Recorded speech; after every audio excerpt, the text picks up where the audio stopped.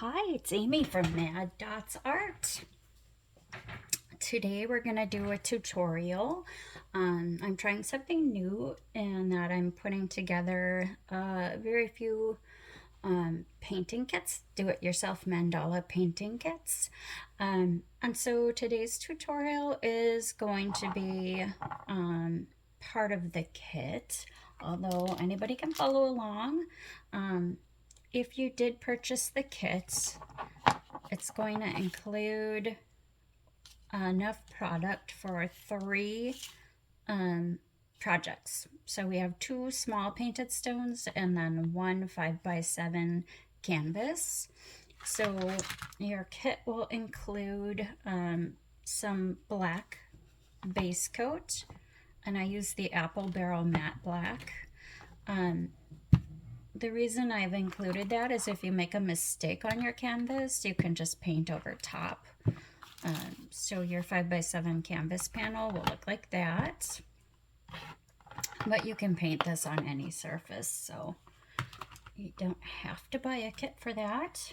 The kit will also include all the tools that I'm going to be using today, the small nail dotting tools and the larger dotting rods.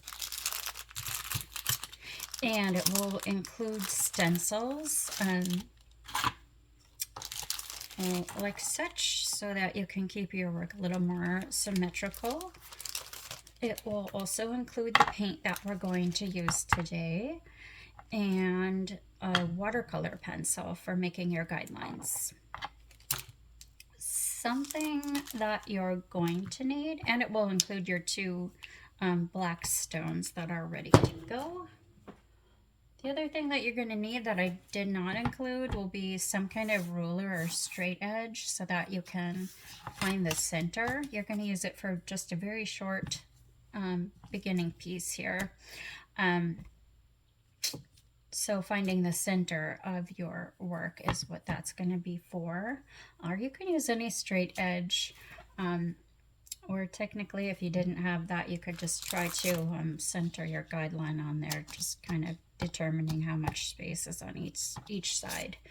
But I'll show you how to use that ruler before we get started with the design.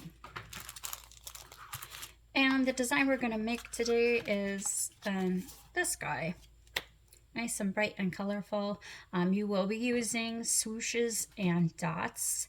So if you're very brand new to this art form, I would recommend watching my other videos that kind of go through how to use swooshes and dots. And that will be helpful for doing this, but I will talk through it a little bit as we go through. So let's just jump in and get started with our design. What do you say? First part that you're going to want to do, get these items out of our way here. So you want to find the center of where you're going to put your middle of your stencil for the guidelines. And to do that, you just want to find your corners. And I like to just put my pencil on the corner and then rotate the ruler. And now, since this is not perfectly square or round, I'm not going to be using these the whole length of these, so I'm just going to kind of in the middle start my little X, and I'm going to do that on the other side as well.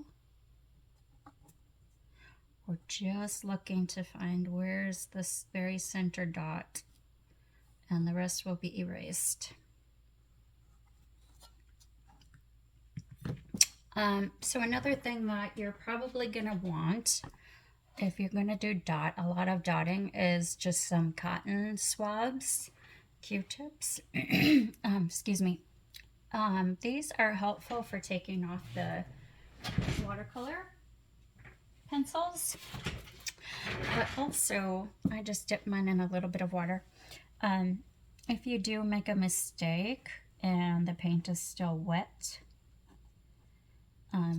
you can use that for cleaning up a mistake. So you can see with the watercolor pencils that it comes off with just a little bit of water. That's why we like to use watercolor pencil and not just regular colored pencils. So I've got my center dot here. Hopefully you can see that okay. And I'm going to place my stencil right on top of that. Try and get it centered. And then just lightly trace with your pencil. I wouldn't use regular lead pencil because that's going to be, it's not water soluble, so it's going to be really hard to get off. And you can go through all this work and then have your design ruined because your pencil wouldn't come off. So watercolor pencils, you can use chalk or charcoal. White charcoal pencils can work good. I've heard soapstone or dressmaker's pencils work. But watercolor pencil has been my favorite. Charcoal is good too, but I have found that it's really hard to get them sharpened, and you need to like sharpen them with a knife in order for them to not break off because it's kind of a soft material.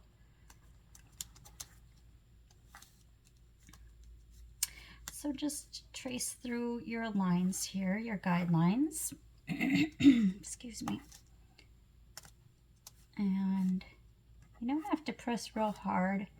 In fact, once I'm done making my guidelines, I usually rub some of it off so that the residue doesn't make it difficult for the dots to take.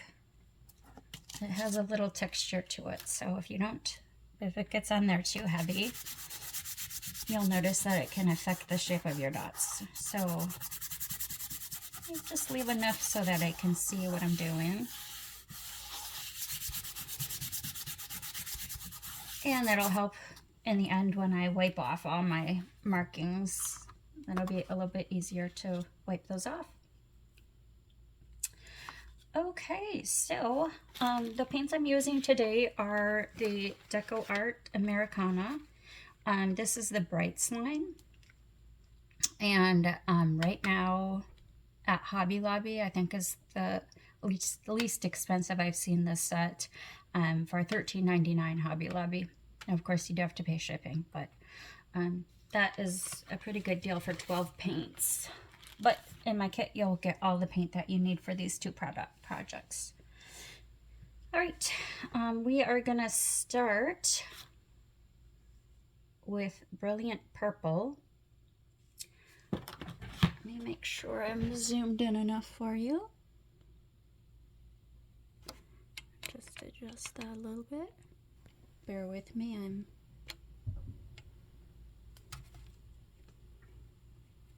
kind of new.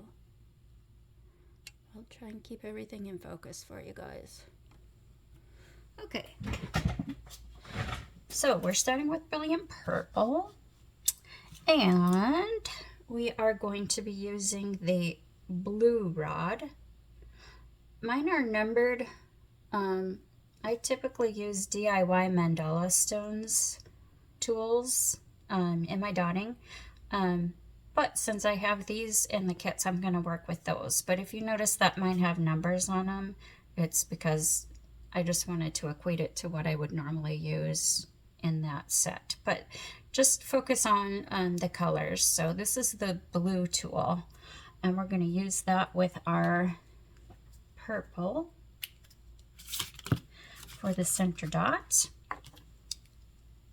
The bigger the tool, the more paint you're going to need. So I usually like to dip a hefty amount on there. And then we're going to place that right in the middle. And sometimes you'll notice that you get a little bump in there. Especially these larger center dots, you might need to just re-dip your tool and go back over. The other thing you're going to need is a paper towel to wipe your tools off on. You don't want this paint to go down the drain, so do wipe on something that you can just throw away, like a paper towel. is the best bet. Okay, got our center dot. We're really doing good now, right? All right, the next color that we are going to use is Peacock Teal. And we're going to start with our small nail dotting tools. Again, I have these marked up in millimeter size. You don't have to do that. It just helps me keep track.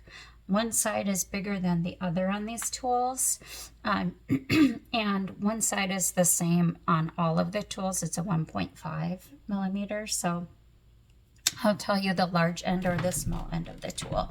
So we are going to start by using the large end of the pink tool, and we're doing the Peacock Teal. I don't know if I showed that, Peacock Teal.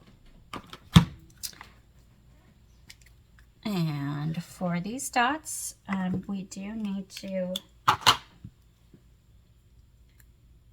dog hair hazard of the having a pet. For these dots, we do need to dip for each dot. So I'm dipping in my paint. I'm leaving a little bit of space between the dots, and also I don't want it to touch that center dot.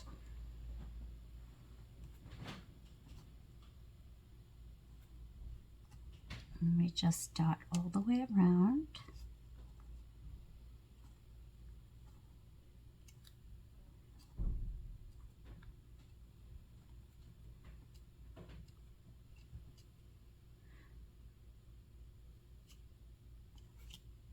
So my trick is, if you have a little extra gap, just make your dot a little bit bigger. It won't be that much noticeable in the end. Okay, and then we're gonna just go up one tool size for the next dot. We're gonna go with Sour Apple next. And we're gonna use the larger end of the white tool.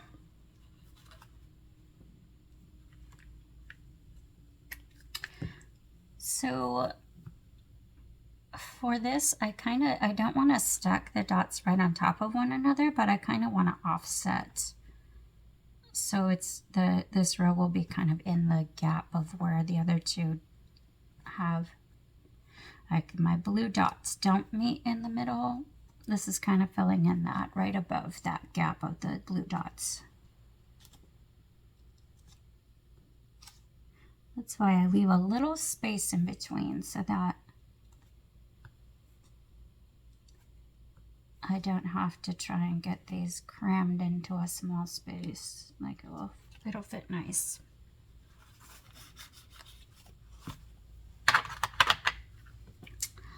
Okay, and the next color we are going to use is our bright orange.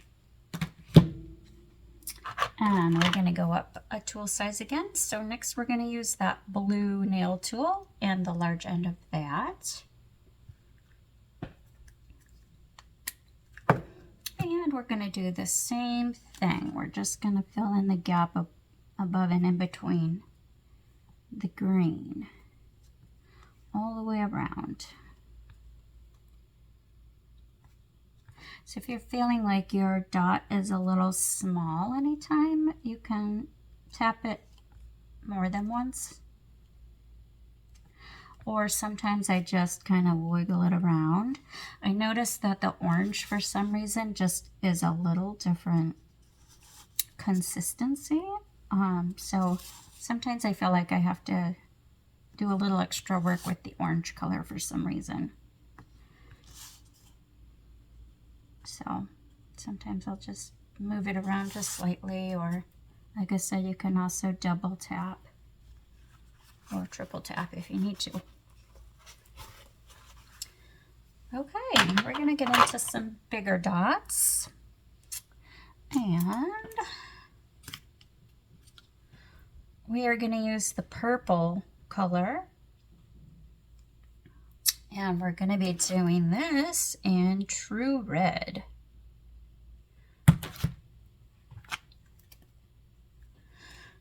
Here's where our guidelines come in really handy. because I'm going to place one dot on each of our vertical guidelines. I'm going to place it, I'm going to leave a little bit of space in there just so I'm not going to place it super close to the orange, but I'm going to go where I have the round guideline there.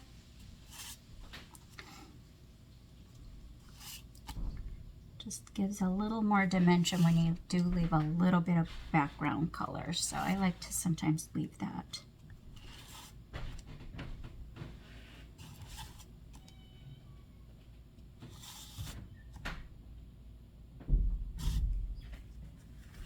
Very nice. All right, we're gonna do what's called walking the dots. And that's these little petals with the smaller dots in them. And we're going to start with our bright orange and tool size.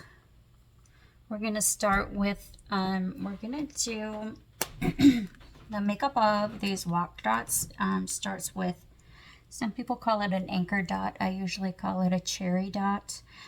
So you'll have one larger dot at the top, and then I walk down the sides with a smaller size tool. So I like to do my cherry dot with the large size of the pink tool.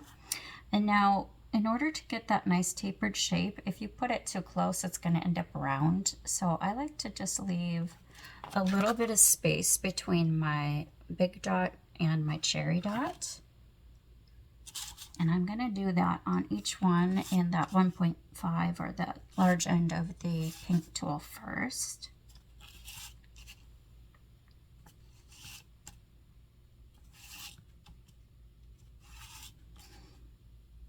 All the way around. Take your tool off, and then I'm going to do now, flip it over to the smaller side of the pink tool. And when I walk the dots, I like to swirl and get a good amount on my tool. And then you're going to make your first dot. And if I can tell like it's quite a bit smaller than my cherry dot, I'll dip again just to make sure it's going to go down all the way down the side, because we're not going to re-dip. I mean, you can, but for this, what makes it look tapered like that is the fact that your tool is kind of running out of paint by the bottom. So you're just going to do 1, 2. The main goal is to try and end up on the same spot on each side. It takes a little bit of practice with the walk dots, and take your time.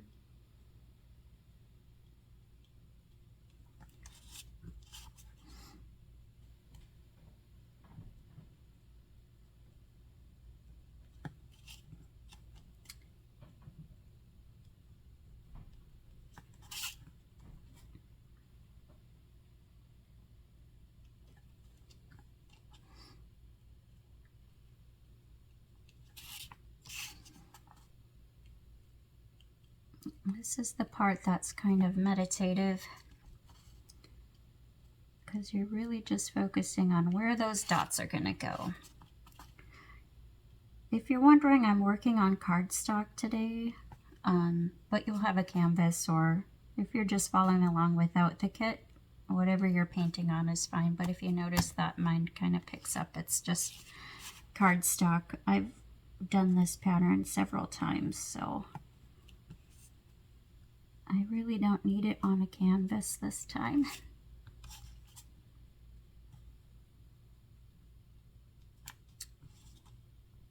All right, so with walk dots, I typically just go up by 1 tool size for the next.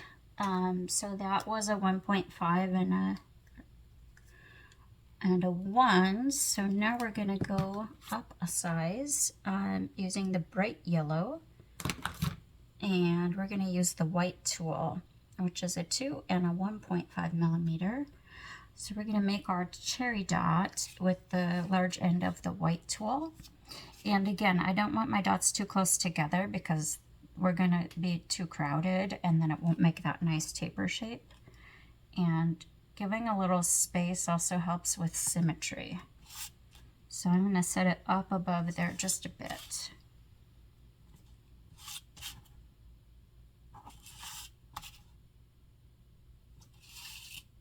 And for me, that's on a line almost. So you might find that you're close to a line too. That helps to keep things, keep the pattern nice and tight. And then we're going to walk them with the small size of that white tool. And again, swirl your tool so it gets nice and coated. For here, you're going to kind of make your orange, yellow, and then make kind of a diamond pattern. That's how you figure out where to put the dots and get that nice symmetry. Or you can pretend like this row is going to keep going up like a crisscross, and that might help you too to visualize where you want your dots to be. But we're just going to do that all the way around. And if you ever feel, like I said, that one dot is small as you start, it's easier to correct at the top than at the bottom. Oops, I got a little close together on those. It's a little harder to work on cardstock because it doesn't stay still.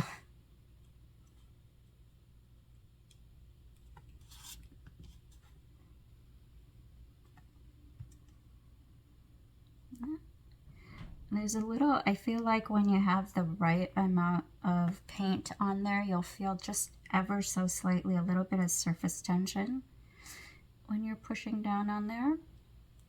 And you don't have to push down, but as it approaches the surface, you can feel like there's just ever so slightly a little bit of tension, and that's how I know I'm gonna have enough to get all the way down.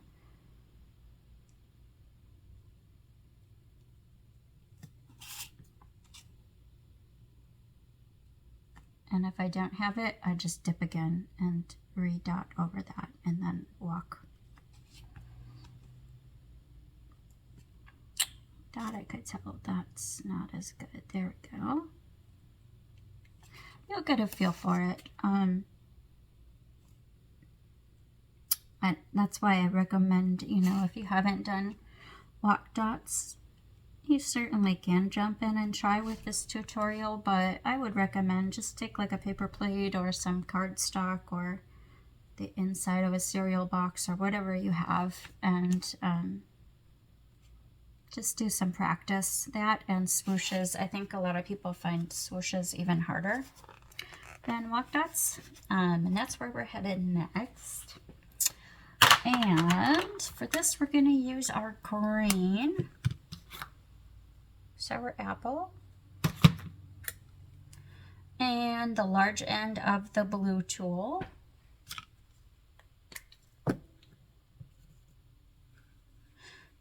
And here we're going to make, kind of going to do another diamond shape with this. So your yellow and then these three greens will make a little bit of a diamond. And then here we go with the swooshes. For swooshes, you gotta have enough paint there to drag it. So I'm going to put a little pool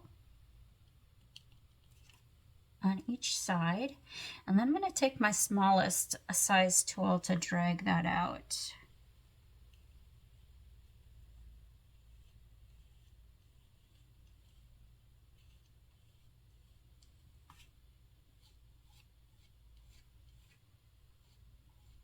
You don't have to use that smaller tool. In fact, I can show you what it's like to use a bigger tool. Just for reference, the smaller the tool, the more defined borders you'll get in there. But let's do one with the bigger tool, and I'll show you what that looks like too.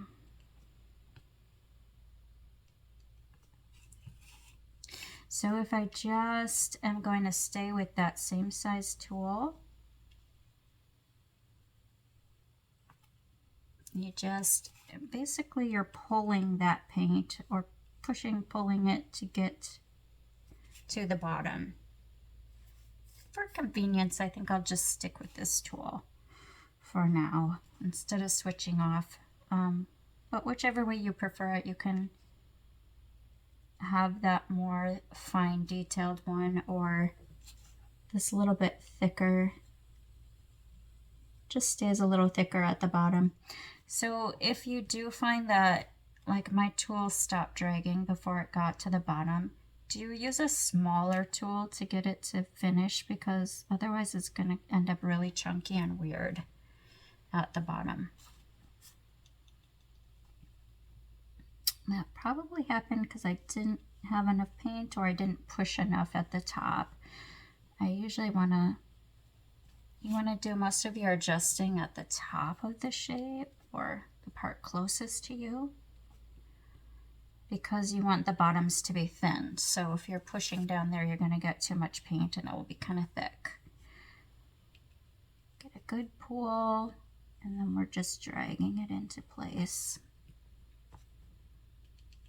And if your shape comes out kind of wonky, you can go back with a small tool and kind of fill that in or adjust it.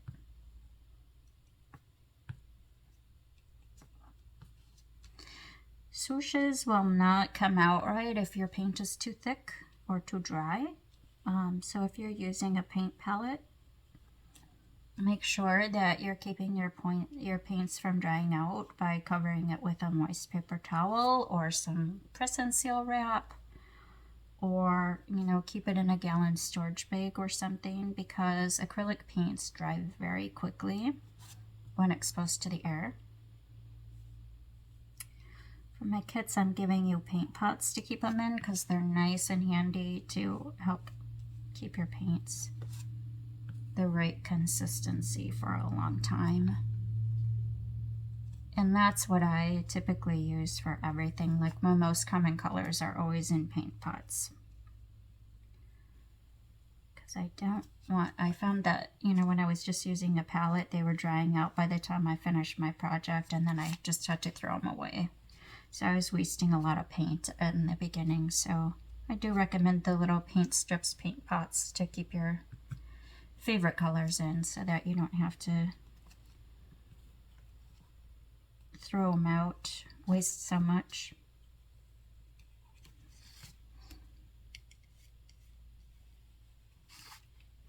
Okay, that's nice.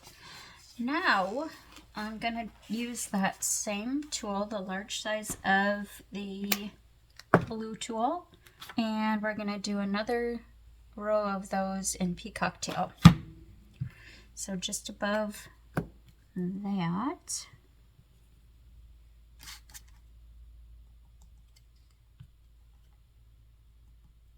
again, we're gonna make a diamond shape with that top green and our 3 blues.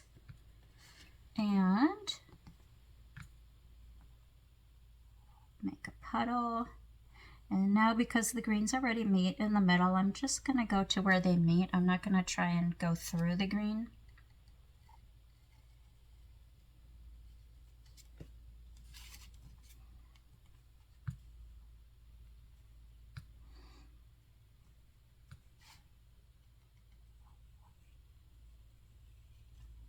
Just tuck it inside of the green.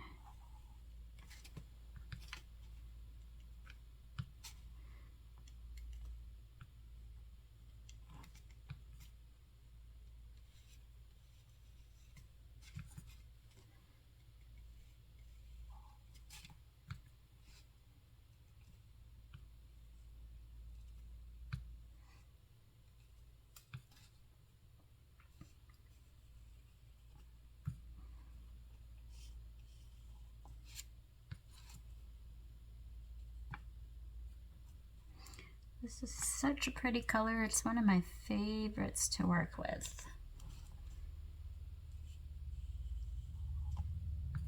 But it's hard to find.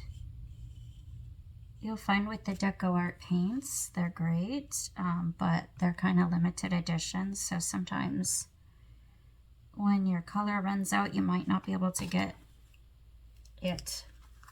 Or if you can find it, sometimes they're a lot more expensive as they start to become harder to find. I suppose like most things, but it's a little heartbreaking when you have a favorite color and then you can't get it, or it's, you know, sometimes I see on Amazon some of these paints are upwards of $10 for a bottle, 2 ounces paint, where, you know, at Hobby Lobby I think they're 99 cents per bottle, so it's hard. But I will say a lot of the paints in any brand, they have very similar colors if you can't find the exact same one. Like there's a color called Mermaid Tail that's very similar to this color.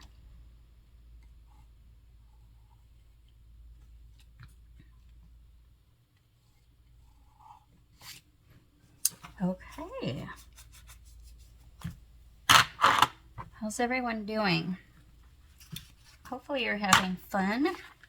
That was, you know, that was a lot to learn all at once, but once you practice a little bit, I think you're going to have a good time doing this. All right, so now we're going to add some more walk dots.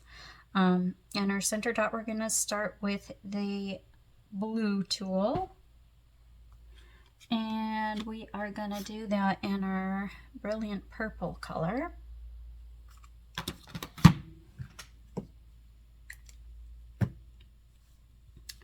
So whenever you're adding another row of elements, you want to make sure you don't get them too close to your last row, otherwise you're going to be really crowded. So I wouldn't want to put my dot right in the middle, or I would only have a very small amount of room to get my pattern in there.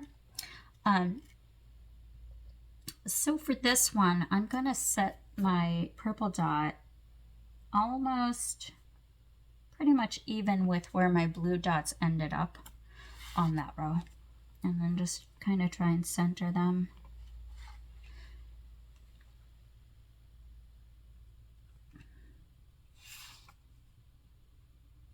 And for me, that ends up being right where my guideline design kind of breaks up in the middle there, which is handy.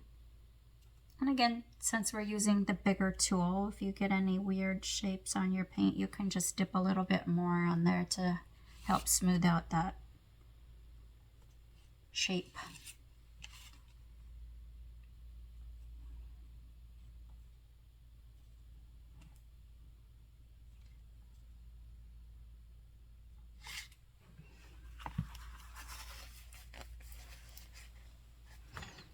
Okay, so we're gonna stick with the, I commonly always start with the large end of the pink tool for my walk dots, for the cherry dot there, which we are gonna do.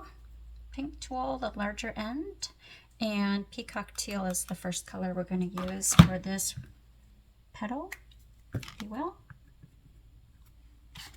So just again, just a little bit above.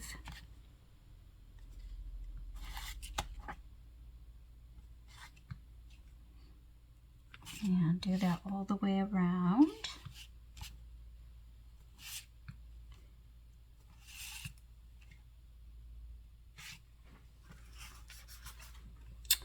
And then we're going to flip over to the smaller end of that pink tool and put our walk dots on there.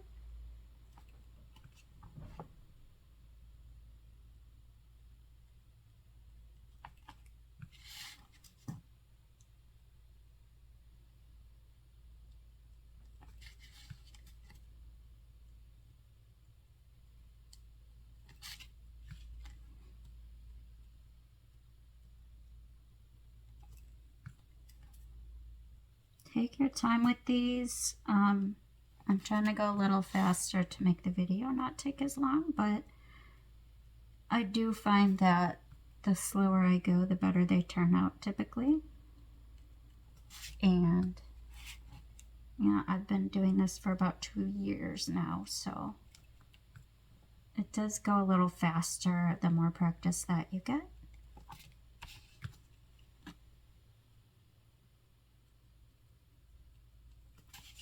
And walk dots are another thing that don't turn out super great if your paint is too thick or too dry. It has to be the right consistency in order to get your dots to make it all the way to the bottom. So if you're struggling with these, check your paint. I mean, there are things that you can add to thicker paints to thin them out so that they can act like DecoArt Americana. But usually right out of the bottle, your DecoArts are going to be the best paints for not having to add anything to them to get them to behave how you want them to. All right, we're going to go with a tool size to our white tool, and the cherry dots are going to be the large size of the white tool. And we are using the green sour apple. And this should be familiar from our earlier walk dots. We're going to leave a little space between the last set of dots and make our cherry dot there on top. All the way around. Feel free to pause the video if I'm going too fast at this point. And we're going to flip to the smaller end of that white tool and walk our dots. Good, we're trying to make like a little diamond shape here. That helps you figure out where to place your first dot in the series. Or in this row, if you call it. That one got a little lopsided.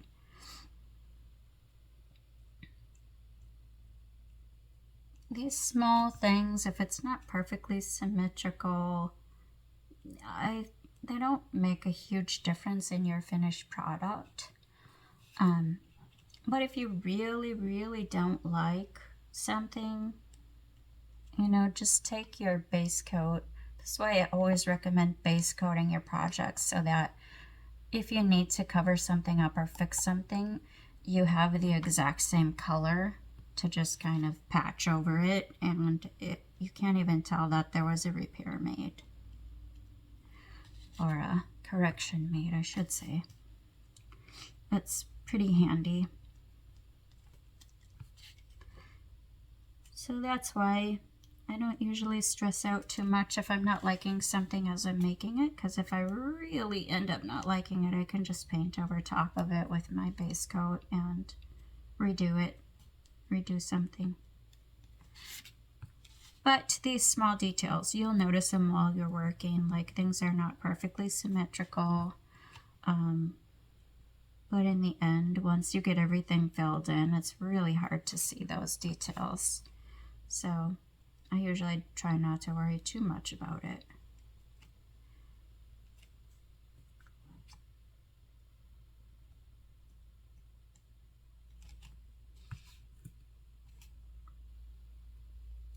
Oh, that one got big.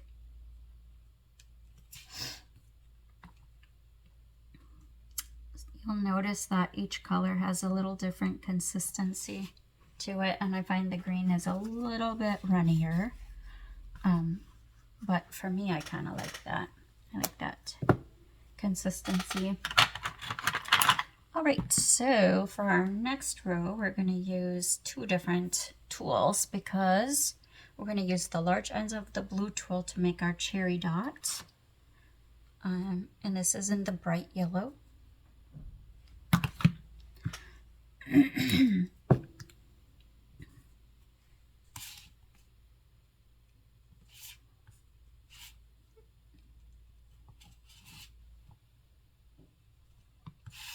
I'm running out of room.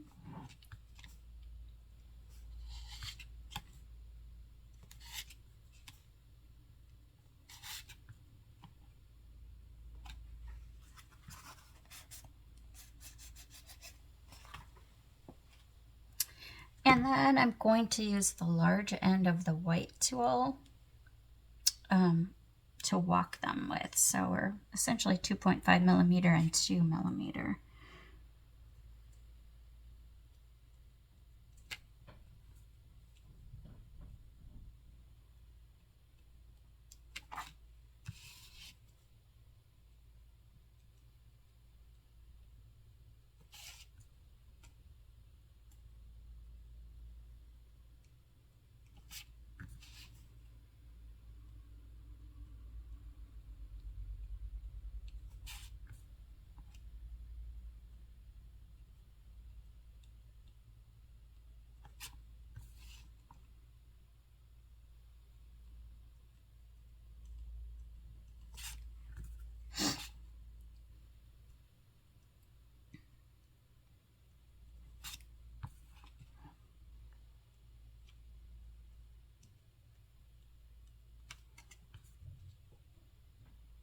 Oops, I got way too much on that one. So that would probably be something, once this dries up, I might just use some of my base color to kind of make that dot a little bit smaller, because that one I think will stand out. I just got too much paint on my tool.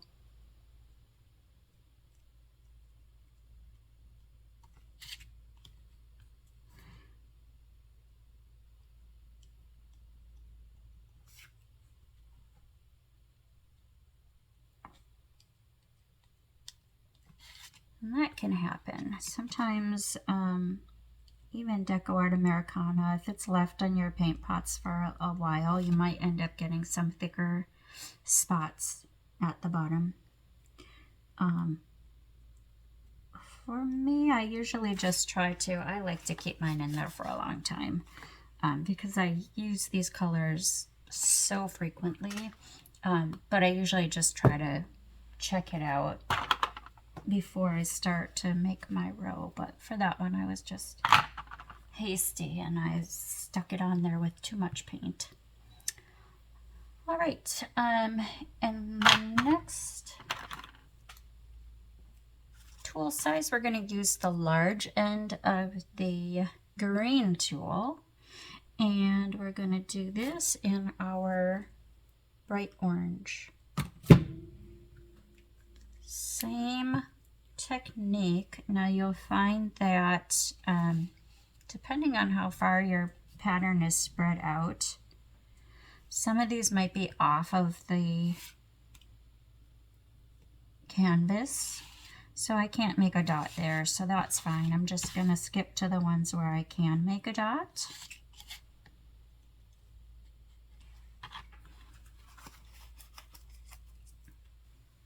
And now for walking, I'm going to use the large end of my blue tool.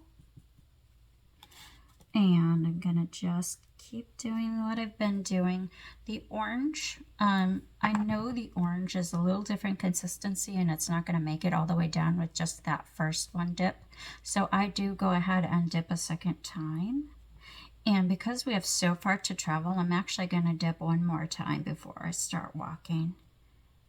That just comes with practice and knowing your paints. The orange, for some reason, I always have to do a little bit more. It doesn't have the same pressure for, you know, like I was mentioning before, like you'll get a little bit of pressure off the surface. And I don't know if that's just like the difference in the binders that they use or the pigments. I'm not sure why the orange feels a little different, but I do know with this orange, I do have to use more or dip more than I would with the other colors.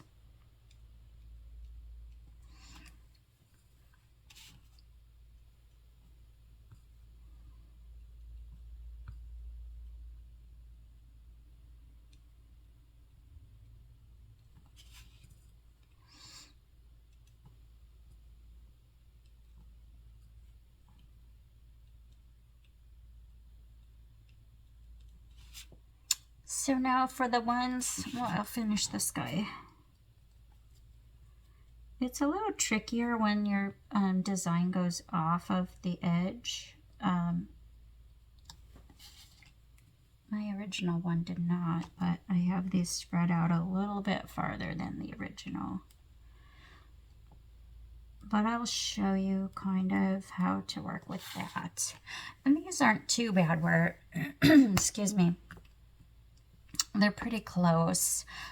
So you can kind of tell by where your top yellow dot is. You're just going to offset just a bit. I try to not have this touching anything, but we know we're going to have to do for this. And just follow your pattern. Like this is going up at an angle, and then I just do the same thing. I'm saying a bunch of words that I hope make sense, but if you can see the pattern of how your rows are going up, just kind of follow that. That got messy because that one dot is so big. So I know this one's gonna come in that row, and actually I probably have enough on there to walk it all the way. You can try to put a little bit there just so it looks like it's consistent, but edges and corners are a little bit trickier to handle.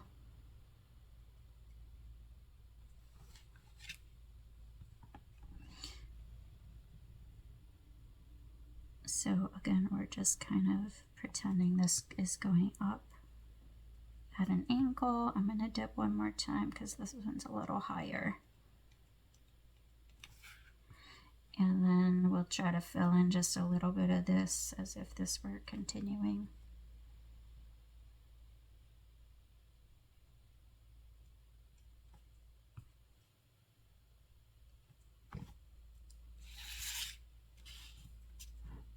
Good thing I didn't have any more colors on there.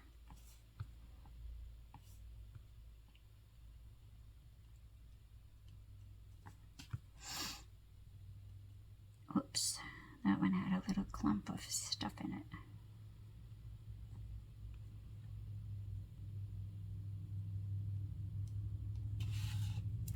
All right, that's our petal.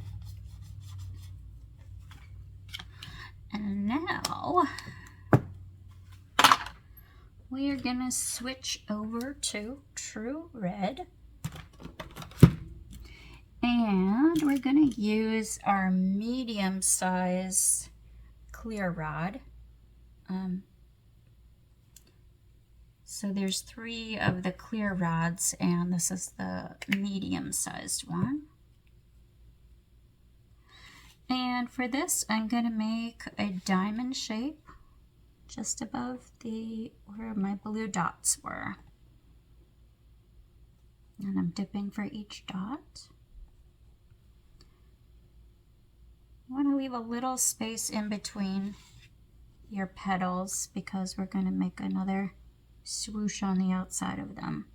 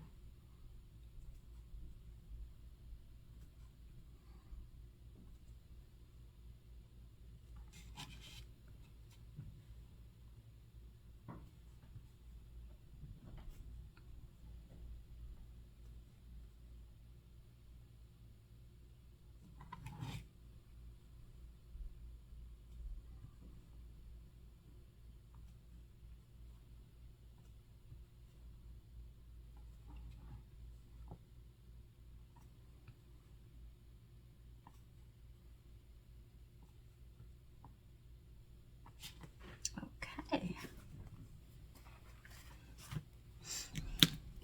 And then I am going to use the large size side of the white tool, which is the 2.0 millimeter. And we're going to use Brilliant Purple. And we're going to make swooshes. A little different this time in that we're going to start at the bottom of our shape. So make your pool. I always add a little extra on the purples so it can go a little farther.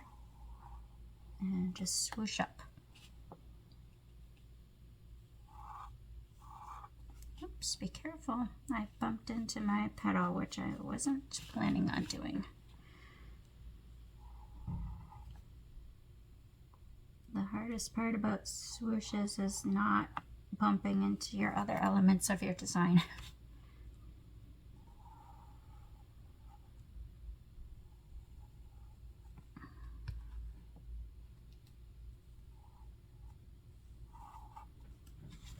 And that's where smaller size tools will give you a little bit more precision for dragging things out. In my other video for swooshes, I I showed that I actually use a weeding tool sometimes to get that really precise. I'm just gonna do it with the bigger tools for now for convenience and time. But if you want to get it a little more precise, you can use a smaller tool. Use the big tool for getting the right amount of paint on there, and then you can use your smallest tool to drag them out to get your shape a little more precise. But this gives you the basic feel of how to get the swooshes in there for the pattern at least. And you never want to use a huge tool like this just to swoosh if you have a very small area you're working with, because the paint it won't give you that tapered look. It will just be thick all the way through. I'll never say never. Maybe that's the look some people will go for, and your pattern is, there's so many different ways to do things that sometimes I see the most creative things that I never would have thought of. So go for it if that's what you want to do, I guess. For me, I like, in the swooshes, I like one end to be thinner, so.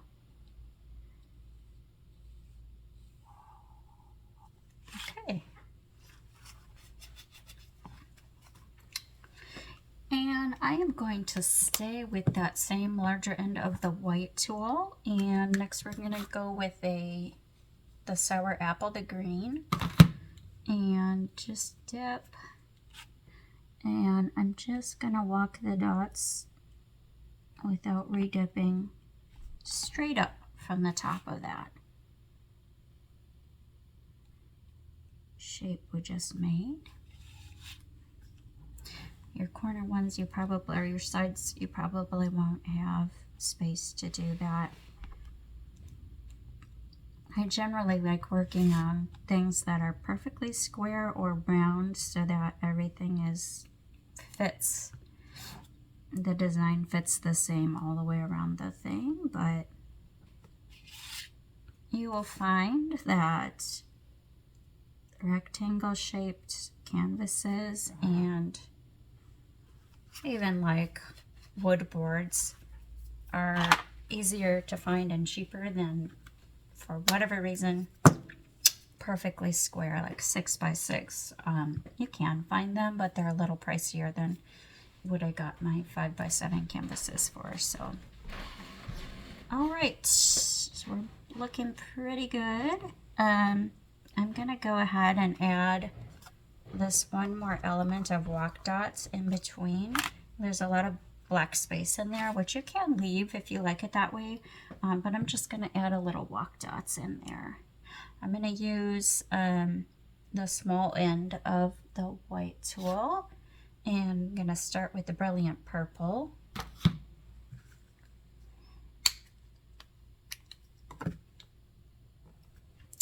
And for this, these are gonna go right on your purple center dot and just walk it down towards the center of your blue, where your blues meet. This is kind of a neat shape or effect that gives it a little bit of a 3D look, because it's running out of paint. So they get smaller, so it makes it look like it's going off into the distance.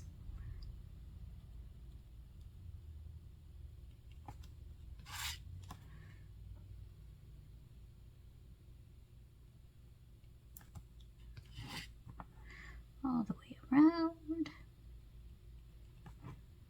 Sorry if my head is in the way. I need to wear glasses. I'm in that age group where I need them for close, but I also need them for far away, so I have to take my glasses off and lean close. So I apologize if you're seeing my head throughout the video. Okay, and then we're going to do another set in the bright orange. And same size tool, we're going to stay with the small end of the white tool, and we're just going to place it next to, next to that. row. I'm redip one time on the orange because I know it doesn't go as far as the other colors. So dip once and dip one more time. All the way around.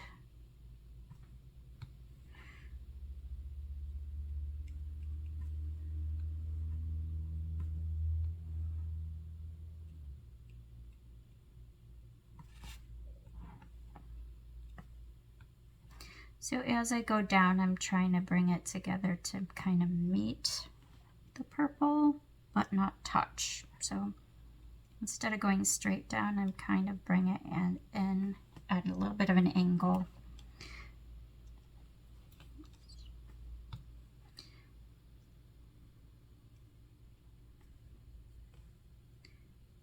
It's just another thing to give it a little more depth or illusion of 3D kind of.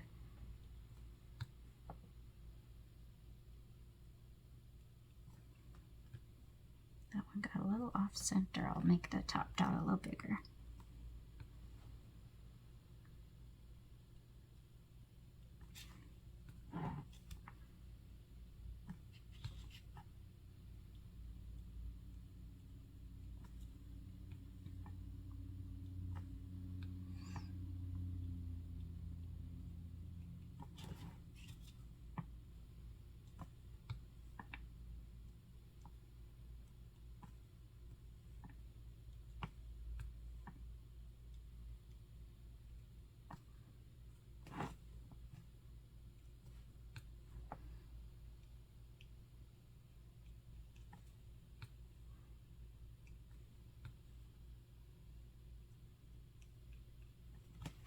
All right, same tool size, and next we're gonna go with the True Red, and we're just gonna add one more row to our piece here, and again we're gonna kind of go in towards the middle.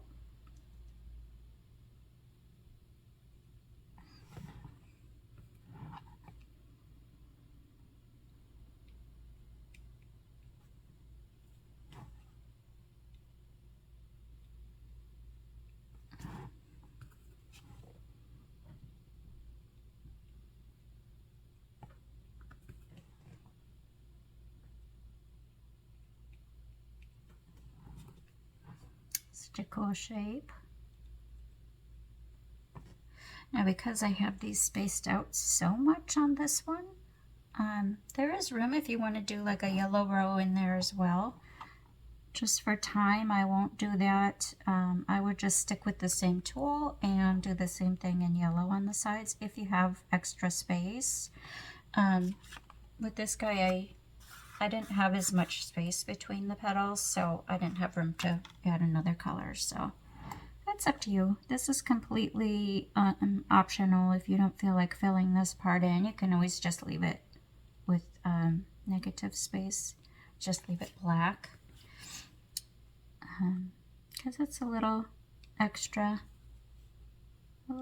fussy work. That's, you know,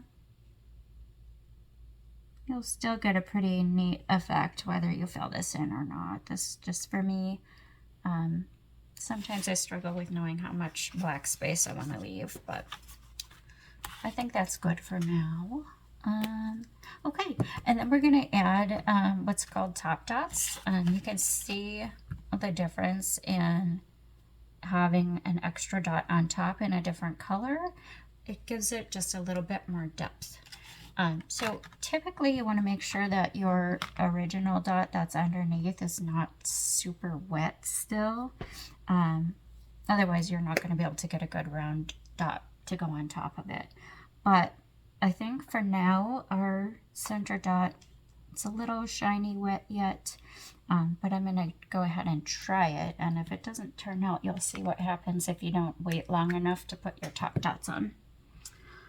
So we used a size 16 middle, so I'm going to go back with, yes, I'm going to use my purple tool. Looks like a very dark blue, but I think it's supposed to be purple.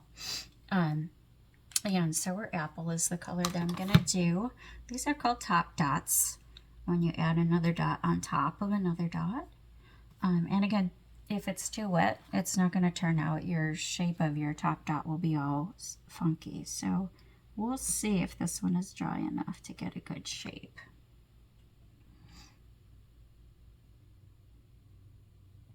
Yeah, see, that's not perfectly round, and that's because the paint underneath is not dry enough. So on this one I did wait, and it came out nice and round in the middle. But I think that my reds are dry enough, so I'm going to go ahead and do top dots on there. And I think I used a 10. Yes, so this is the largest clear tool that we're going to use. And we're using the bright orange. And we're going to top dot in the middle of our red. So just gently lay it on there. Roughly in the center.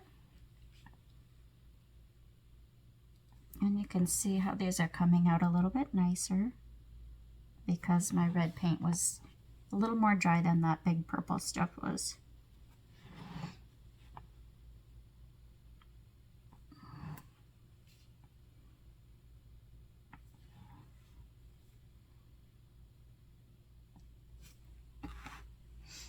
Like that.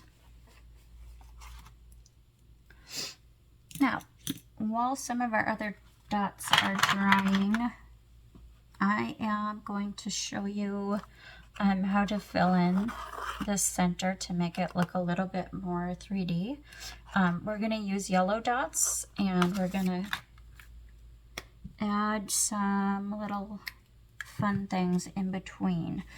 For this, make sure that your hand is, try to make sure that your hand is not swiping over your wet dots that you have on the outside of the project. Sometimes if it's too much of a hassle, just leave it dry and you can come back and do this. But for sake of the video now, I'm going to just show you how to do it, and then you can decide when you want to do it. So basically I want to line up the center of the dot above and just put 2 dots in there. I like to keep them roughly at the height of the top and the bottom of the orange row. So here I'm keeping them in between, lining up with the blue dots vertically, but I also kind of want to keep them centered in between the green as well. I dipped twice. I probably shouldn't have re-dipped, but here we go. These are pretty close together, so I'm going to just dip once and keep those dots going down.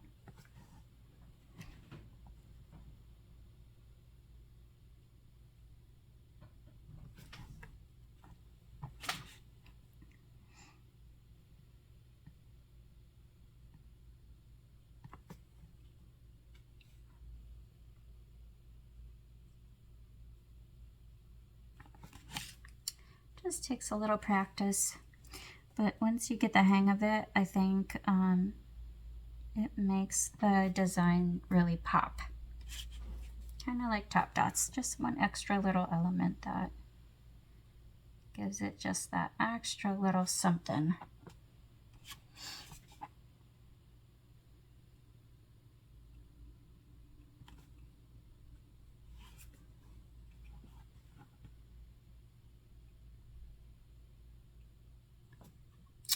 By the way, I'm using the small size of my pink tool. I'm sorry I didn't say that. You always want to do these dots with a small tool.